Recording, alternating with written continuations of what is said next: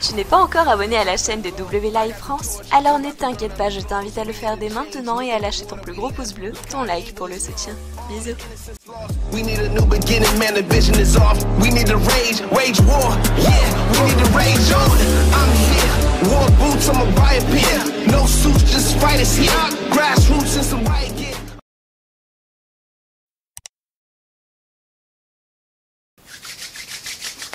Des retours mémorables à la WWE, il y en a eu énormément. Il y en a eu beaucoup.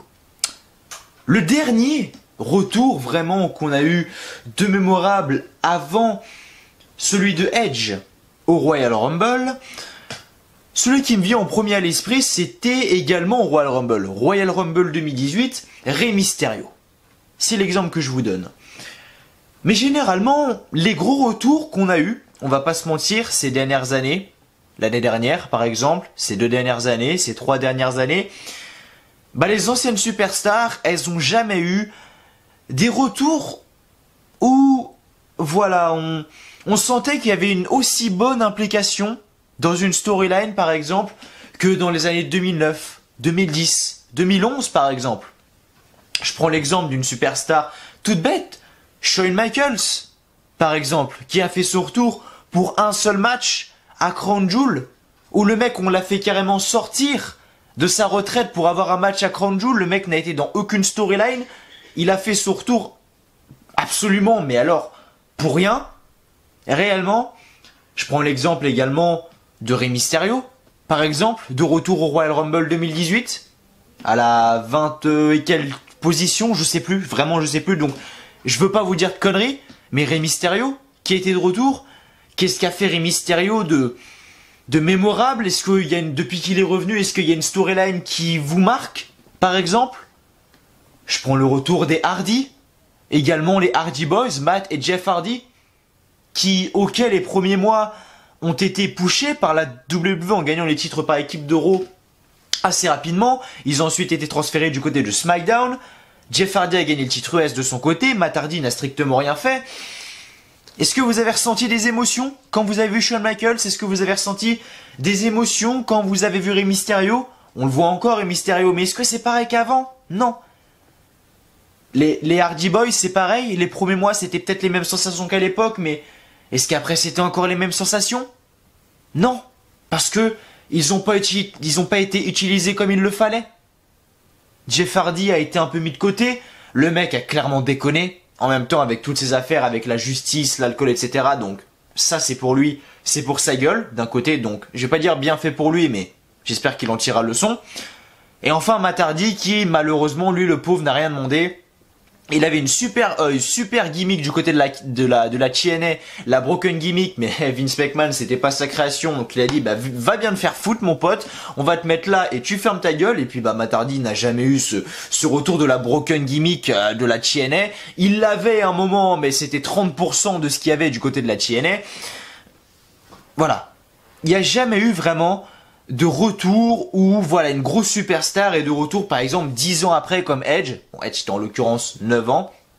9 ans après, et où ça redevient un peu limite comme avant, et on sent que, voilà, il y a des storylines et qui sont appliquées. Alors là, peut-être que Edge, ça va durer qu'un petit temps. Peut-être que Edge, ça va durer qu'un petit temps.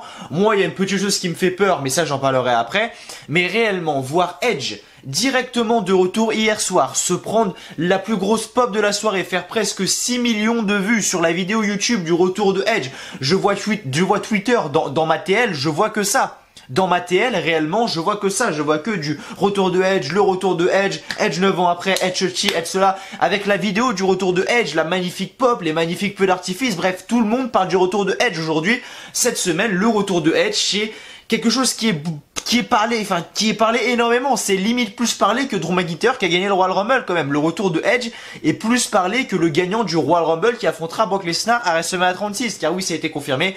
Drew McIntyre challengera Brock Lesnar à WrestleMania 36. C'était pas étonnant vu tout ce qu'il se passait.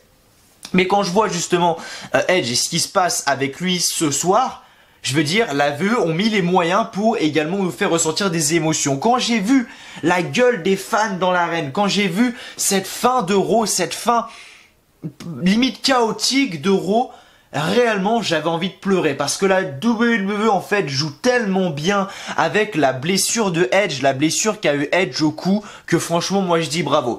S'ils le font, alors il y en a beaucoup qui s'inquiètent, qui vont dire oui mais Mathieu c'est dangereux quand même ce qu'ils font, Edge il a été blessé pendant 9 ans parce qu'il a dû prendre sa retraite parce que il a une blessure au cou etc, il a dû se faire opérer de nombreuses fois au cou. Oui c'est vrai, j'avoue ce soir c'était hardcore ce qui s'est passé, mais si les médecins savaient qu'il y avait encore un réel danger avec le coup de Edge, ils auraient pas fait un segment comme ça avec la gueule de Edge en plein posé sur la tête et Randy Orton qui met un putain de gros coup de chaise sur l'arrière du crâne de Edge et donc potentiellement le coup de Edge. Les médecins le sauraient et ils diraient pas aux officiels les mecs, bon Edge on sait qu'il était en retraite, il a mal au cou, lui baiser le cou ça peut lui ruiner sa vie, allez-y mettez des coups de chaise. Non, ce sont pas comme ça. À mon avis c'est que c'est pas qu'il n'y a pas de risque, parce qu'il y a des risques pour tout le monde, pour toutes les superstars, il y a des risques, superstars blessés ou pas, il y a des risques, parce que sachez une chose, c'est que quand les superstars montent sur le ring, même elles le savent, ça peut être le dernier match de leur carrière, tellement le catch est un sport dangereux. Mais Mathieu, le catch est fake, hein. S'il y a des gens qui sont là sur la chaîne et qui le pensent, glissez avec votre doigt si vous êtes sur téléphone et quittez la vidéo, et si vous êtes sur PC, cliquez sur la petite croix en haut à droite de l'écran. Mais ce que je veux dire, c'est que réellement, ils ont mis les bons moyens ce soir pour nous faire ressentir des frissons. Edge qui arrive hier au Royal Rumble, pop de malade, tout le monde en parle sur Twitter. Edge est voilà, la personne number one dans laquelle on parle. Ce soir, il arrive, il se reprend une pop de malade. Il remercie les fans, etc. pour tout cet engouement qui est du côté du Royal Rumble. Randy Orton arrive. Randy Orton qui arrive à semer le doute, semer le suspense, à dire bon mec, est-ce que tu voudrais le retour de la Rated RKO, par exemple? L'équipe que formait Edge et Randy Orton en 2008, peut-être 2007, je sais plus. Ça devait être dans les années 2007-2008 qui formait la Rated RKO. S'il y en a qui savent dans les commentaires, n'hésitez pas à me le dire. Ça m'intéresserait vraiment. Et Randy Orton qui dit bon ça t'intéresserait le retour de la Rated RKO, Edge qui répond pas et tous les fans qui sont là yes yes parce que clairement le retour de Randy Orton et Edge en équipe ça aurait pu être vraiment mémorable, mais quand on regarde ce qui s'est passé au Royal Rumble et connaissant Randy Orton, on sait ce qui se passe très clairement. Quand on voit ce qui s'est passé au Royal Rumble et qu'on connaît le malade mental qui est Randy Orton, on savait qu'il allait pas lui faire un câlin et dire ah bah c'est bon on va former la Rated RKO. Non, on savait très bien que ça allait partir en couille et c'est ce qui s'est passé. On forme la Rated RKO, tous les fans là yes yes yes et Randy Orton, bim, RKO sur Edge. Et est-ce que le vrai Randy Orton est de retour? Également parce qu'en 2018, le vrai Randy Orton pour moi était de retour. Le vrai psychopathe Randy Orton que je connaissais dans les années 2009 etc. était de retour. On se souvient tous de Randy Orton avec Ted DiBiase et Cody Rhodes notamment, ce petit clan là, The Legacy avec Randy Orton qui justement mettait, même quand il était parti en solo d'ailleurs, je sais pas pourquoi je parle de l'époque de la Legacy, mais où il était en solo et que il mettait un putain de punk kick dans la gueule de tous ses adversaires pour les envoyer à l'hôpital un par un, qu'à un moment on avait Stephanie McMahon, alors attendez que je me souvienne bien parce que c'était il y a longtemps. Qu'est-ce qu'avait fait Randy Orton? Je crois que Stephanie McMahon... Non. Je me souviens plus. Je crois que c'est Triple H qui était attaché et que sous les yeux de Triple H, Randy Orton a mis un punk kick à Stephanie McMahon. Ou alors c'est l'inverse. C'est Stephanie McMahon, sous ses propres yeux, Triple H s'est pris un putain de punk kick. Je sais plus. C'est soit l'un soit l'autre. Mais je crois que c'est Stephanie qui a pris un punk kick par Randy Orton. Je vais vérifier tout de suite. On va mettre Randy Orton, punk kick, on va mettre kick sur Stephanie McMahon. Stephanie McMahon.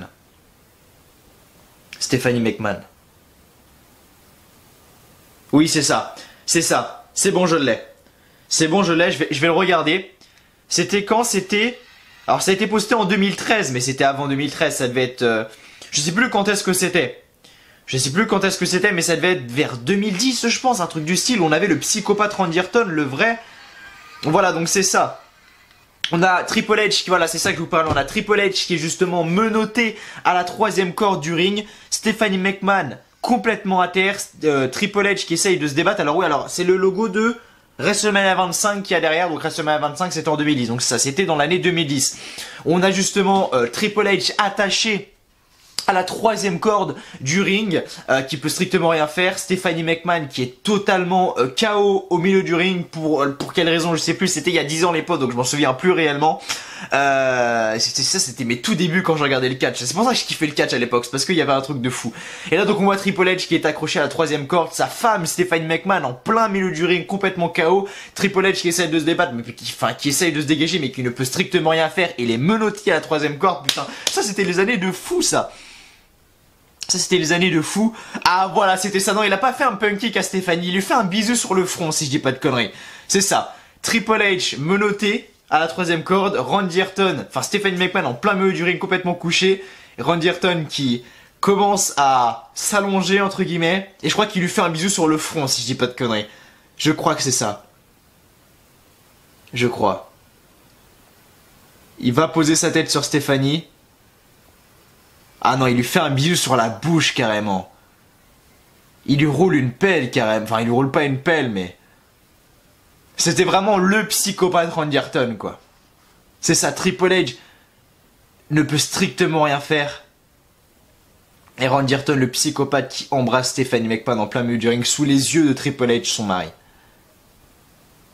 Et après Triple H qui se relève, mais qui ne peut strictement rien faire vu qu'il est accroché à la troisième corde. Et Randy Orton qui, il me semble, lui met un coup de sledgehammer. C'est ça. Coup de sledgehammer directement dans la face de Triple H. Et c'était le Randy Orton qu'on voulait. Et le Randy Orton qu'on voulait était de retour vers 2018. Vous voyez ce que je veux dire? Vers 2018, il était de retour quand il était dans sa feud avec Jeff Hardy. Moi, j'adorais le Randy Orton psychopathe qu'on avait. Et maintenant, est-ce que le psychopathe Randy Orton qu'on avait était de retour ce soir? Ça, c'est une autre question qu'on se pose. Parce que quand on voit ce qu'il a fait à Edge, réellement, on se pose des questions. Edge, complètement affaibli, complètement sonné, qui se prend un putain de coup de chaise dans le dos par Randy Orton. Randy Orton qui met la tête de Edge dans la chaise. Randy Orton qui monte sur la troisième corde pour faire, je sais pas, une descente du coude, une descente du genou, je sais pas du tout, pour briser la nuque de Edge très clairement. Mais Randy Orton qui fait non, j'ai peut-être pas quand même aller jusque là, et qui enlève la chaise, qui laisse une chaise sur le ring, qui va en chercher une deuxième et qui met la tête de Edge sur la première, la deuxième, et qu'il prend la deuxième chaise et bam, directement dans l'arrière-crâne de Edge. Waouh, et la foule était choquée.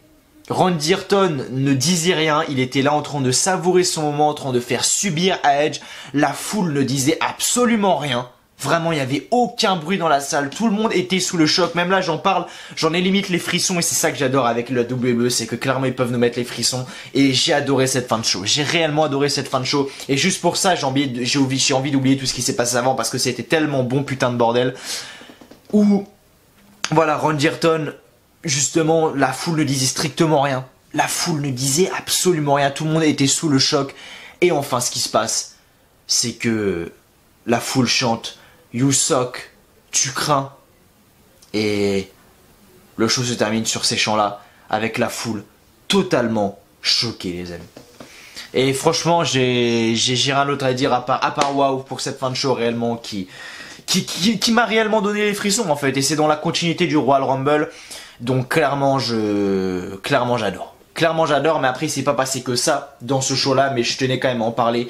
Du retour de Edge, de ce retour mémorable, de ce retour potentiel de Randy Orton. Donc logiquement, on aurait Randy Orton en tant que heel et Edge en tant que face dans cette rivalité. Quand on voit le speech qu'ont fait les deux, voilà, on sait très bien que Edge est le face et que Randy Orton est le heel. Maintenant les amis, c'est quelque chose que j'ai peur parce que la question number one que je me pose moi personnellement, c'est pour quand aura lieu ce match? Parce qu'on connaît la VE, on connaît comment les mecs donnent leur cul à l'Arabie Saoudite. Donc est-ce que ça sera pour le Super Showdown en fin février ou est-ce que ça sera pour WrestleMania 36? Telle est la question, parce que les mecs, tu leur parles d'Arabie Saoudite, la VE ils ouvrent leur cul. Allez-y, oui, vous dites quoi? Vous voulez quoi? Vous voulez le retour de Thor? Pas de problème, on va l'appeler Thor, t'inquiète pas. Oui, Prince Ben Salman, combien tu mets sur la table? 300 millions de dollars? D'accord. On va appeler Thor, t'inquiète pas. On te fait revenir Hulk même si tu veux. Même Thanos si tu veux. 400 millions tu poses. On te fait revenir Thanos sans problème. Enfin bref, les mecs donnent tellement leur cul à l'Arabie Saoudite que... Je sais pas, réellement j'ai peur. Si c'est pour moi à 36... Honnêtement, je suis sauvé et je suis rassuré. Par contre, si c'est pour Super Showdown, là vous allez m'entendre. Là vous allez m'entendre. Pour l'instant, on n'en sait rien.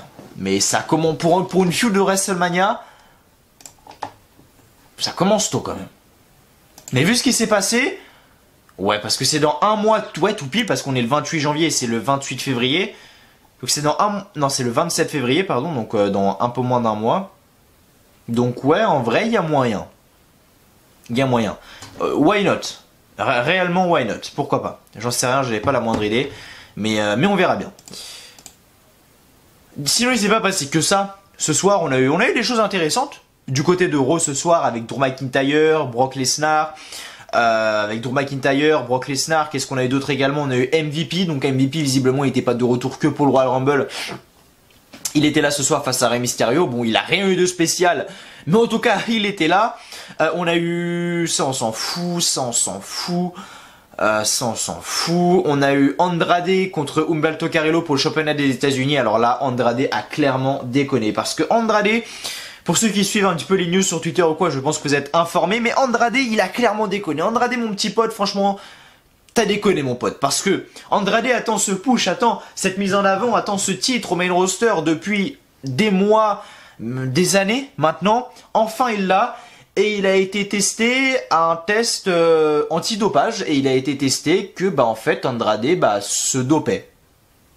Donc, il a été suspendu par la WWE pendant 30 jours. Parce que le dopage, c'est interdit. Bon, on sait très bien que toutes les superstars se dopent. Hein, ça, c'est un secret, faut pas le dire. Mais on sait très bien qu'elles se dopent tous. Mais Andrade, le pauvre, c'est lui qui a été chopé. Et du coup, pourquoi ils ont fait cette blessure et pourquoi ils ont été aussi loin ce soir? C'est pour justifier la blessure, entre guillemets, de Andrade qui ne sera pas là justement pendant un mois. Parce qu'Humberto Carrillo ce soir a fait un DDT à Andrade directement, même pas sur la... Enfin, il l'a fait à l'extérieur du ring, mais même pas sur la mousse. Il l'a fait, vous savez, sur le béton, là, le truc hyper dur, pour que justement Andrade se prenne ça en plein dans la gueule, tu vois. Et que justement ça justifie sa longue blessure, parce que oui, il va pas être là pendant tout le mois de février. Andrade maintenant, voilà, tout simplement, et clairement il a déconné parce qu'il s'est dopé, etc. Et voilà, il est surtout pendant son push maintenant, le mec a déconné. Clairement, il s'est mettre les officiels dans la merde parce que peut-être qu'ils avaient des plans et tout, et ils vont déconner. Déjà que le titre intercontinental du côté de SmackDown, il y en a limite pas, parce que Shinsuke Nakamura l'a, mais pourquoi est-ce que c'est encore lui qui l'a? J'en sais rien, vu que c'est ennuyant à mourir. Et Andrade qui fait quelque chose de bien avec le titre, réellement nous offre de beaux matchs face à Humberto Carrillo à chaque fois, le mec se dope et il est chopé, quoi. Donc bref, il a déconné Andrade, et voilà, il m'a déçu. Au moins il pourra baiser Charlotte Flair tous les soirs, illimité, il pourra la baiser quand il voudra. Il n'aura pas besoin de se prendre la tête à aller à droite à gauche. Après, on a eu quoi de spécial? Rien. Rien de spécial. On a eu Lana contre Liv Morgan. Bon. Ok. Et puis après, oui, on a eu la fin du show. On a eu la fin du show. Parce que ce soir, du coup, on commence le show avec Drew McIntyre qui arrive sur le ring. Et en gros, bon, Drew McIntyre, il mâche pas ses mots, Drew McIntyre. Il l'a dit, il l'a confirmé très clairement. Lui, c'était Brock Lesnar. Il challenge Brock Lesnar à Mania 36. Voilà, il y a pas eu ça. Il est pas passé par quatre chemins. Il a pris le micro. J'affronte Brock Lesnar à WrestleMania. Terminé pour le titre de championnat du monde. Voilà, pour le championnat du monde. Voilà, c'est mieux. Pour le championnat du monde. Direct, il est pas passé par quatre chemins. Il l'a dit comme ça, donc tant mieux.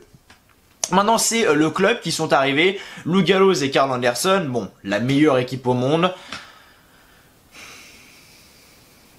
Bref, pour vous dire à quel point ça ne sert à rien, les trophées de merde comme ça. La preuve, ils se sont fait enterrer par Drew McIntyre. Parce que Drew McIntyre, maintenant, oui, il faut le montrer puissant. C'est lui qui affronte Brock Lesnar, faut le montrer puissant. McIntyre, donc tu le mets face à Lou Gallows et Karl Anderson, handicap match. McIntyre les domine de A à Z. Et c'est ce qui s'est passé. Brock Lesnar, par contre, lui ensuite est arrivé. Il a fait un F5 à Drew McIntyre. Voilà.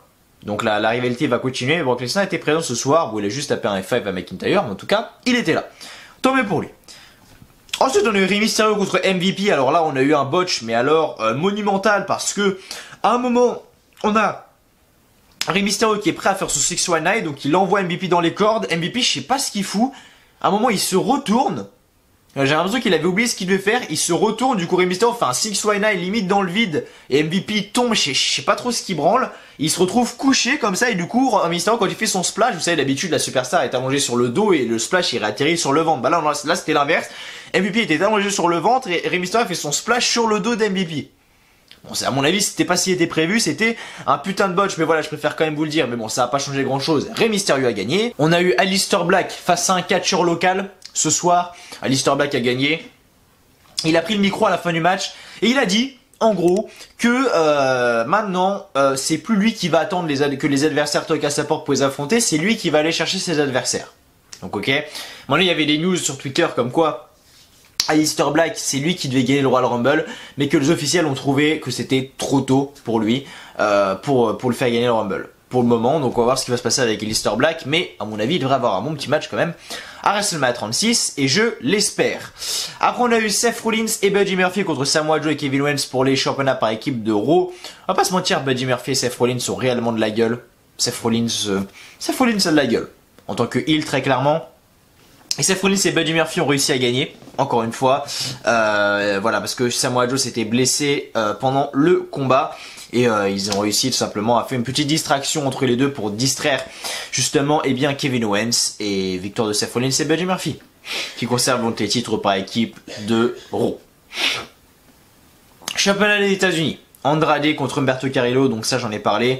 Humberto Carrillo qui gagne mais par disqualification parce que Zelina Vega monte sur le ring et brise le compte parce que Humberto Carrillo a fait son moonsault sur Andrade, mais Zelina Vega est intervenue à frapper justement Humberto Carrillo. Et du coup Humberto Carrillo a pété un câble et il a défoncé Andrade quoi. Mais c'est pour justement justifier sa blessure parce qu'on ne va pas le voir pendant longtemps maintenant. Ensuite on a eu Asuka. On a eu Charlotte Flair qui est arrivée sur le ring.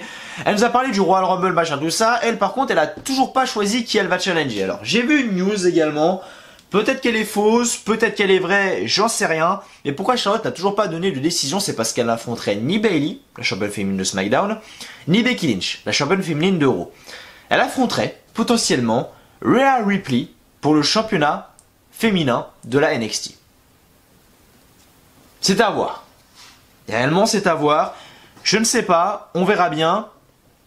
Mais j'aimerais voir ce match parce que Rhea Ripley Charlotte, ça a de la gueule.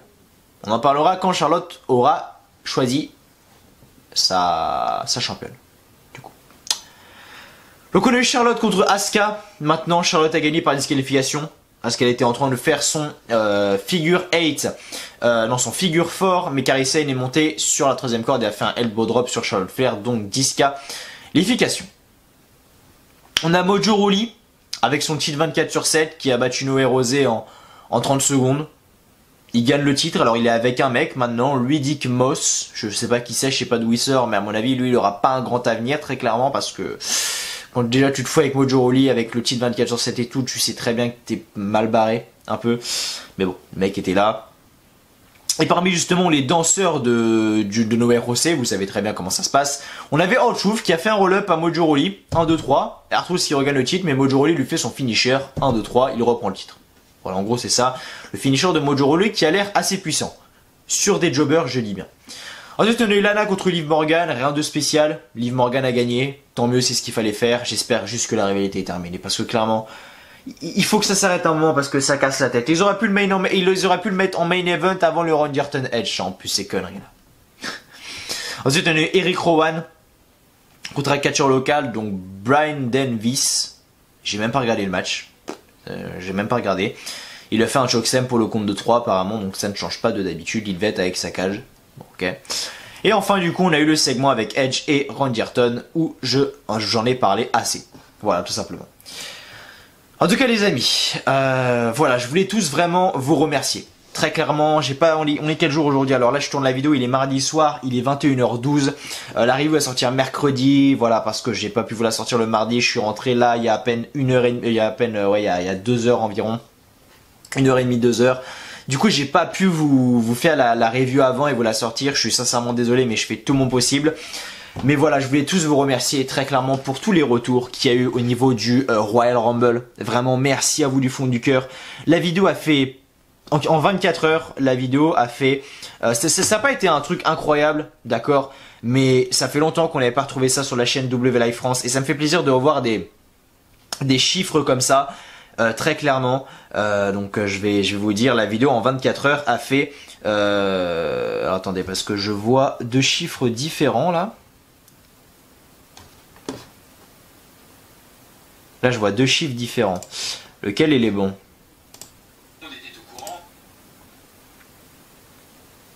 Non. Bon, la vidéo en 24 heures là, moi de mes chiffres que j'ai, d'un côté sur mon téléphone j'ai 1744 vues. Et sur mon ordi, dans mes paramètres, j'ai 1900 vues. Donc je sais pas. Bref. Tout ça pour vous dire qu'en tout cas elle a enregistré de gros chiffres et ça fait plaisir parce que sur la chaîne W Live France en 2019, je vais pas vous mentir que oui, j'ai mis un peu la chaîne de côté, j'ai toujours fait des vidéos etc bien évidemment, mais j'ai toujours mis la chaîne de côté. Et là je vous ai sorti des vidéos semaine Royal Rumble, review d'Euro, j'ai sorti quoi, la review d'Euro, j'ai fait d'autres vidéos également concernant le Royal Rumble, la vidéo pronostic, j'ai fait la review de SmackDown, j'ai sorti une vidéo news, j'ai sorti la review du Royal Rumble, clairement les charbonnés, je compte continuer de charbonner les amis, sachez-le réellement. Et voilà, je voulais vraiment tous vous remercier parce que c'est clairement grâce à vous que tout ça arrive. On est à 11, j'ai le compteur d'abonnés en direct là. On est actuellement à 11 926 abonnés. Voilà, dans les dernières 48 heures, la chaîne a enregistré 2894 vues. Donc 2894 personnes, c'est énorme réellement en 48 heures. Et voilà, je voulais vraiment tous vous remercier. On est 11 926 sur la chaîne réellement. On va atteindre les 12 000 abonnés bientôt les amis. Donc voilà, on est le combien aujourd'hui? On est le 28. On est le 28. On peut atteindre les 12 000 abonnés avant vendredi. Avant vendredi le 31. On peut atteindre les 12 000 abonnés. Et réellement, on va voir. On va voir. Et en tout cas, voilà, merci à vous. On se rapproche à grands pas des 12 000 abonnés. Et voilà, merci à vous pour une chaîne de catch en France. 12 000 abonnés, c'est juste énorme. Et voilà, vraiment merci à vous du fond du cœur de me suivre. Merci à vous pour tout. Merci à vous pour tout et d'avoir cette énorme communauté que j'ai actuellement, le nombre de vues que je fais par mois, etc. C'est juste incroyable ce que je réalise et tout ça c'est uniquement grâce à vous. Tout ça c'est uniquement grâce à vous, grâce à toi derrière ton écran, qui regarde les vidéos, qui me soutient, qui met ton pouce bleu. Voilà, c'est clairement grâce à vous et... je vous en suis énormément redevable. Et voilà. Maintenant, il y a un objectif que j'ai sur YouTube. Et ça, c'est toujours depuis toujours que j'ai eu. Mon objectif, ça a toujours été le trophée YouTube. J'ai commencé YouTube à la base, c'était juste pour partager ma passion, etc. Mais je savais pas que la chaîne réellement allait prendre autant d'ampleur, qu'il y ait autant de gens qui allaient me suivre. Je pensais qu'il y aurait quoi, 500, 600 personnes qui allaient me suivre, tu vois. 1000, allez, 2000 peut-être.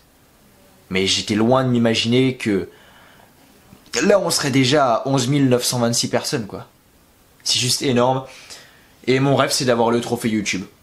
Mon rêve c'est d'avoir le trophée YouTube, le magnifique trophée YouTube qui est récompensé. C'est YouTube qui te l'offre, carrément YouTube qui te l'offre. Un trophée qui vient des États-Unis, qui est offert à toi avec le nom de ta chaîne YouTube, le logo YouTube en miroir avec marqué le nom de ta chaîne YouTube.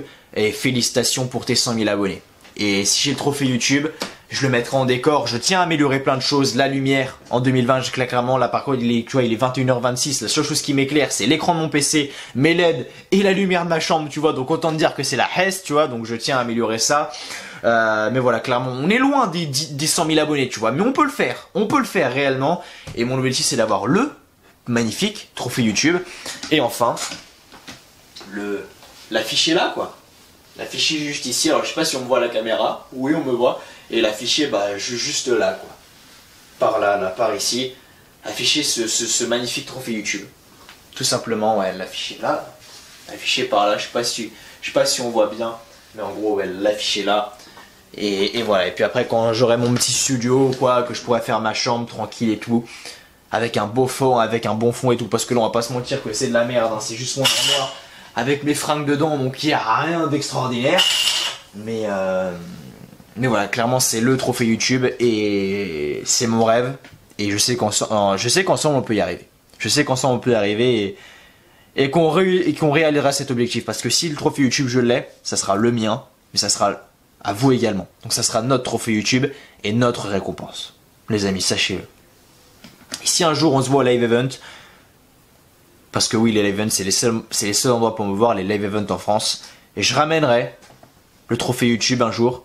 Et les abonnés qui viendront, vous pourrez le toucher de vos propres mains. Parce que c'est le vôtre. Vous pourrez le prendre, vous pourrez prendre une photo avec ou quoi. parce que c'est également vôtre. Bon, par contre, s'il y en a un qui le fait tomber parce que c'est hyper fragile, hein, parce que, bon, par contre, s'il y en a un qui le pète et qui le pète en deux, je lui casse la gueule, hein, ça c'est sûr. Non, je rigole, mais c'est pour vous dire à quel point que c'est à vous et c'est à moi également. C'est notre trophée et l'objectif c'est d'avoir le trophée YouTube, tous ensemble. Voilà. Et vraiment, merci, je vous en suis énormément redevable. Là, vous allez me dire, Mathieu, d'habitude, tu fais tes vidéos avec une casquette, etc. Oui, effectivement, d'habitude, je fais mes vidéos avec une casquette, mais là, j'ai mis mon bandeau parce que mes cheveux sont hyper longs. Comme vous pouvez le voir, j'ai jamais eu les cheveux aussi longs, mon pote. Je vais devoir aller chez le coiffeur bientôt, mais là, j'ai les cheveux, mais... Pouf, une touffe, mon pote, du coup, je mets un bandeau. Parce que voilà, j'adore avoir un bandeau, parce que les cheveux qui tombent tout le temps dans les yeux et tout, c'est hyper chiant. Du coup, je mets toujours un bandeau et je suis hyper à l'aise en bandeau, même si là, je suis bien, tu vois. Mais j'ai les cheveux hyper longs. Et du coup, je mets toujours un bandeau justement pour tenir tout ça, quoi. Pour tenir tout ça, pour tenir la grosse touffe que j'ai, tout simplement. En tout cas, merci à vous de me rejoindre sur cette review de Raw, les amis. Si vous n'avez toujours pas vu ma review de Royal Rumble, même si je pense que vous l'avez vu, bah n'hésitez pas à aller la checker. Voilà, Edge a fait son tour, etc. On a bien rigolé comme d'habitude, on a analysé le show, on a rigolé ensemble, on a passé un bon moment, on a passé une demi-heure ensemble, un bon petit moment, les amis. Du coup, voilà, merci à vous de me rejoindre sur cette review de Raw. Si vous l'avez toujours pas fait, n'hésitez pas à mettre un petit like. Aïe. Ah, je me suis défoncé le doigt. N'hésitez pas à mettre un petit like, un petit pouce bleu, ça me fait toujours extrêmement plaisir. N'oubliez pas également de vous abonner à la chaîne WLive France. Si vous l'avez toujours pas fait, mettre un petit commentaire en dessous cette vidéo pour me dire ce que vous avez pensé du show, etc. Et merci à vous, on va être parti tout de suite pour les résultats de Raw. C'est parti, let's go, on y va. Donc Raw ce soir en direct de San Antonio, au Texas. Les commentateurs étaient donc Tom Phillips, Baron, Saxton et Jerry Lawler. Et le show donc s'est ouvert avec Drew McIntyre, le gagnant du Royal Rumble 2020. Donc il prend le micro et la foule lui chante « You deserve it », qui veut dire « tu le mérites ». Et McIntyre dit que quelqu'un doit venir le pincer. Il a l'impression de rêver depuis 24 heures. C'est tellement bon d'être ici en tant que gagnant du Royal Rumble. Est-ce que tout le monde sait ce que ça veut dire? Il va à WrestleMania. C'est le moment de passer à la grande annonce de son futur adversaire. Il croit qu'il va faire un challenge. McIntyre dit qu'il challenge The Beast, Brock Lesnar. McIntyre dit qu'il a de l'énergie. Il aimerait organiser une grande distribution de Claymore maintenant.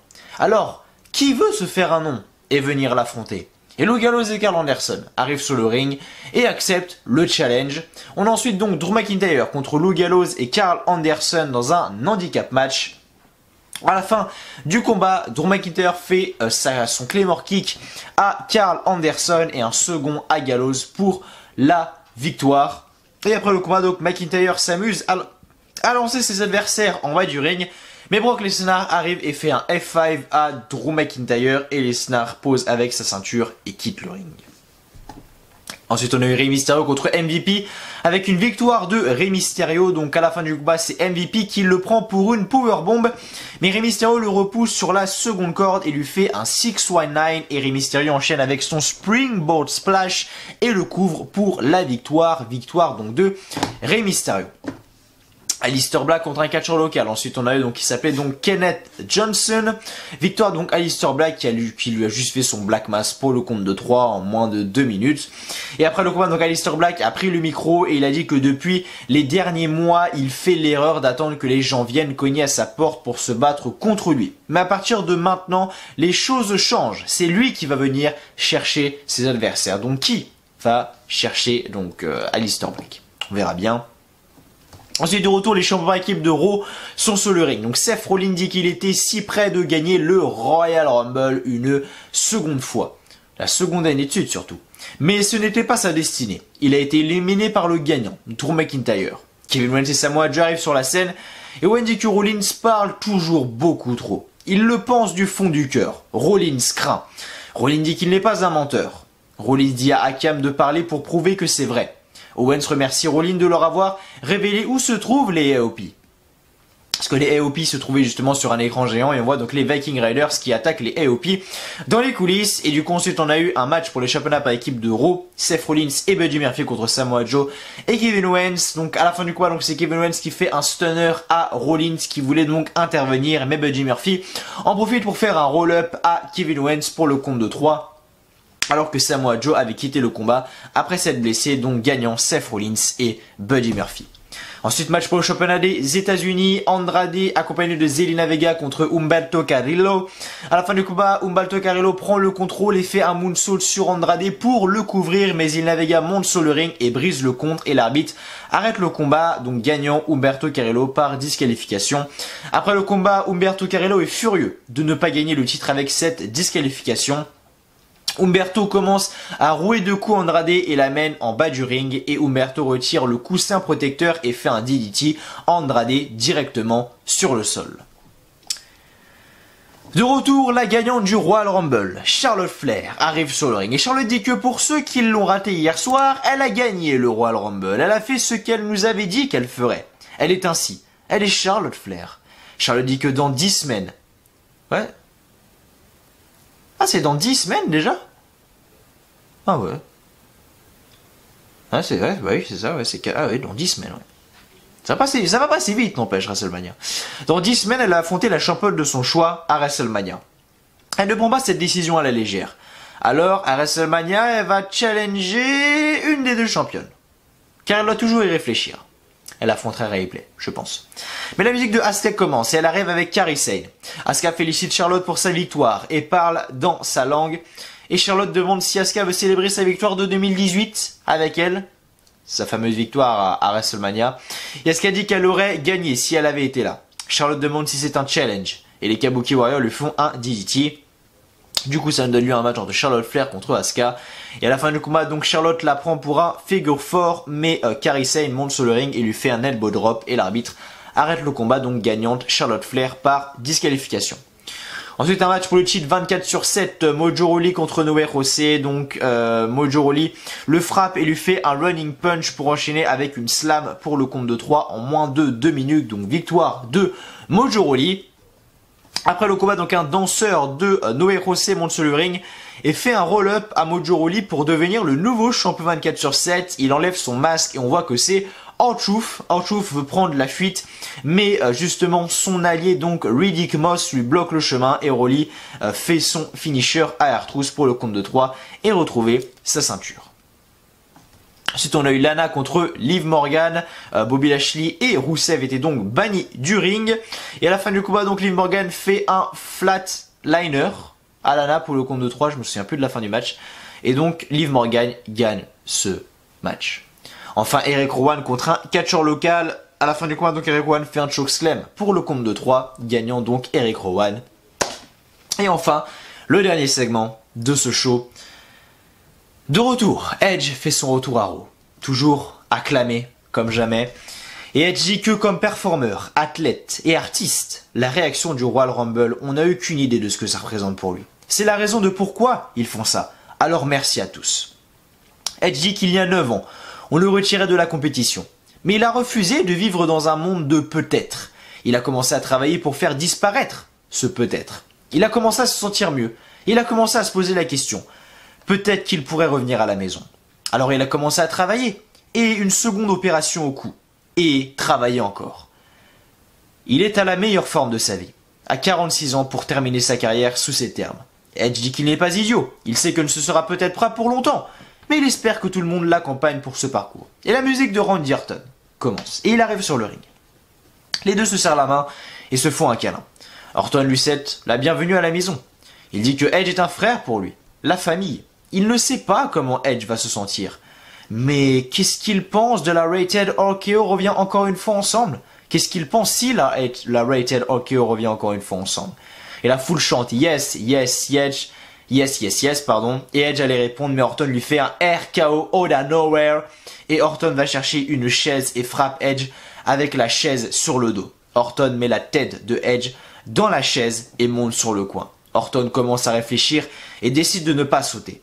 Orton décide finalement d'aller chercher 2 chaises. Orton met la tête d'Edge sur une chaise et frappe avec l'autre. Et le show se termine ainsi. Le show se termine sans un bruit. Toute la salle choquée, tout le monde choqué, personne ne sait trop quoi dire. Et c'était une fin de show assez impressionnante. Réellement, et qui donne réellement les frissons.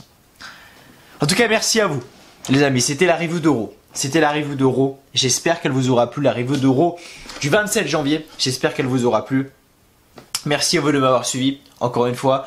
N'hésitez pas à lâcher un petit like, un petit pouce bleu si vous ne l'avez toujours pas fait. Demain, il y aura une vidéo assez spéciale, une vidéo qui sort un peu de l'ordinaire, on va dire.